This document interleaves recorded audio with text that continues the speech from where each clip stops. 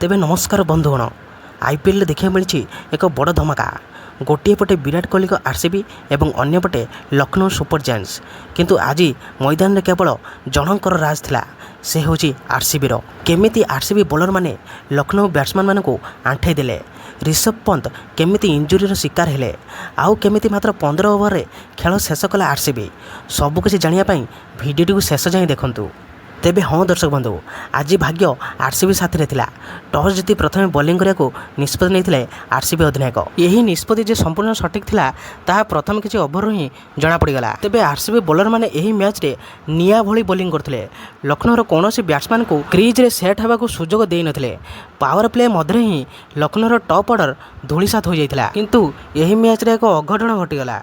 Match चली समय एक अभावन घटना घटी जोश हजेलवुड को एक घातक बॉल सीधा सड़क जाई ऋषभ पंत को कहूणी में बाजी जाता तेबे हजेलवुड को एक तीव्र गतिर बाउंसर जहाँ को पंत डिफेन्स करने चेष्टा करते किंतु बॉल सीधा जाई कहूणी में बाजी पड़िया मझे पंत जंत्रण छटपट होते फिजिओ आसिले किंतु से आउ बैटिंग जारी रखिपारे ना तांकर एही इंजुरी लखनऊर मनोबल को संपूर्ण भांगी देइथिला। तेबे लखनऊर बैट्समैन माने एही मैच रे संपूर्ण विफल होइतिले नियमित व्यवधान रे विकेट हराई दल मात्र 20 ओवर 146 रन करिया को सक्षम होइतिला। तेबे पंत जीवा परे लखनऊर कौनसी खेलाड़ी दायित्व नेले नाही 20 ओवर शेष सुधा मात्र 146 रन यही स्कोर आजिकाल टी20 जुगरे जितिया यथेष्ट नुहे। तेबे हजेलवुड एवं अन्य बॉलर माने बैट्समैन मानक ऊपर एभली चाप पकाइथिले जे बड़ शॉट खेलिबा लखनऊ पई कष्टकर हो जाइथिला। तेबे आरसीबी बॉलर माने गोटी भी लूज बॉल देई नथिले जहाँ लखनऊ को चापी देइथिला। तेबे 147 रन लक्ष्य नहीं पड़िया को ओह्लाइथिला आरसीबी दलर ओपनर माने आरंभर ही आक्रामणात्मक बैटिंग करथिले खास करके विराट कोहली तांकर नियार अंदाज रे बैटिंग आरंभ करथिले पावर प्ले रे रन बढ़िया पई विराट कोहली रन मेसिन पलटि गले माने छक्का चारि एमिति माड़ मारिले जे लखनऊर बॉलर माने पूरा आचंबित केउठी बॉल पकेबे जेउठी बॉल पकाउछंती सियाडे छक्का नहले चारि एवं ताको साथ देथिले देवदत्त पाटिकल अवश्य सल्ट किछि रन करि पारि नथिले आउट हो जाइतिले किंतु देवदत्त पाटिकल आसिकी मैच विनिंग पारी खेलिथिले किंतु यारि मध्यरे देवदत्त पाटिकल मध्ये आउट हो गले ताको पर आसिले जितेश शर्मा। तेबे आरसीबी थाला करिया जितेश शर्मा 3-4 मैच रे भल प्रदर्शन करि नथिले किंतु एही मैच रे एक भल आरंभ करथिले एवं मैच को जितिया पई ताकर चेष्टा चलाइथिले। तेबे एहारि मध्य विराट कोहली 49 रन करी आउट हो गले। तेबे विराट कोहली आउट हेबा लखनऊर किछि लाभ हैला नाही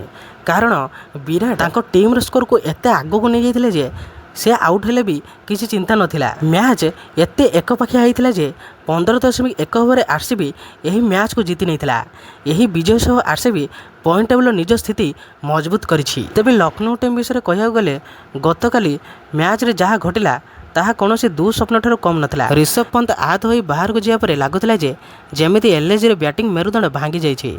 आज आम आलोचना करबा सेही सांघातिक बैटिंग विपर्य विषय जहाँ दर्शक को स्तब्ध कर देइछि। तेबे दर्शक बंधु पंत केवल जड़े बैट्समैन नुहति बरं दलर शक्ति से आहत होगा पर पूरा दल चापर आसीगला किंतु जेतेबेले गोटे पर गोटे विकेट पड़ता सेतेबेले केवल मिचेल मार्श एवं मुकुल ही किछि समय पई पड़िया तिष्ठि रहिथिले किंतु बाकी बैट्समैन माने काहेकि एते दायित्वहीन भावे शॉट खेलिले। तेबे टी20 क्रिकेट रे केवल बड़ शॉट नुहे बरं स्ट्राइक रोटेट करिया भी दरकार मार्श एवं मुकुल का बैटिंग देखि लागुथिला जे पिच रे किछि खराब नाही किंतु अन्य माने बोधे क्रीज रे रहिया को चाहू नथिले किंतु पूरा स्टाडियम चाहि रहिथिला पूरन को समस्त भाविथिले जे पूरन आसीबे छक्का चौका वर्षा करिवे एवं एलएसजी को विजय आड़ को नहीं जिवे किंतु पूरन खाता खोलिबा पूर्व ही 0 रन रे आउट होई पैविलियन फेरिथिले यह केवल विकेट नथिला बरं लक्ष लक्ष प्रशंसक भरोसा थिला जणे अभिज्ञ खेलाड़ी भावे एभली समय पूरन को किछि समय सेट हेबा उचित थिला। तेबे West Indies star power hitter Nicholas पूरन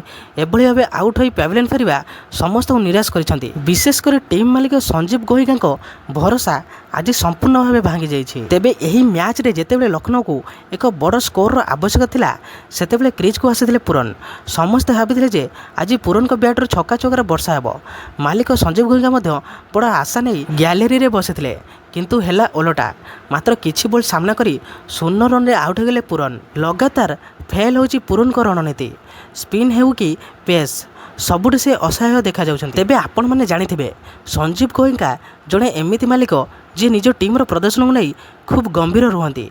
पूरन को रिटर्न करवा एवं तांको उपरे पुणी भरोसा करने पछरे एक बड़ कारण थिला। गोयंका भाबिथिले पूरन मिडिल ऑर्डर रे दलर मेरुदंड साजिबे, किंतु जेतेबेले पूरन 0 रन रे आउट होई फेरिले कैमेरा गोयंका मुह उपरे थिला। से संपूर्ण निराश एवं हताश जणा पड़थिले। एमिति लागुथिला जेमिति से भाबुछंती कोन एथि पई मु पूरन को दल रे रखिथिली। कोटी कोटी टंकार निवेश एबे पानी रे पड़ुथबा भली मने होउछि। तेबे एहा प्रथम थर नुहे, गत किछि मैच हेबो पूरन का बैट शांत रही। जड़े फिनिशर भाव में जो दायित्व तांको दिया जाइए से संपूर्ण विफल। जदि पूरन को फॉर्म फेरी न आसे तेबे एलएसजी रो प्लेऑफ आशा धूलिसात हो जाइए। सोशल मीडिया रे प्रशंसक माने एबे पूरन को ट्रोल करबा आरंभ कलेनी। किए कहूछि जे से केवल छोट दल विपक्ष रे चलती तो किए तांको ओवर रेटेड बोली कहूछि। तेबे वर्तमान समय आसीछि जे निकोलस पूरन को निज खेल उपरे आत्मसमीक्षा करिया पड़िबो, नचेत आगामी मैच गुडी करे तांको बेंच रे बसिया पड़ी पारे। जदि एलएसजी को टूर्नामेंट रे आगो को बढ़िबार अछि तेबे केवल जणे किंबा दुई जण खेलाड़ी उपरे निर्भर कले हेबो नाही। पंत को अनुपस्थित रे दल को एकजुट होई खेलिया पड़िबो।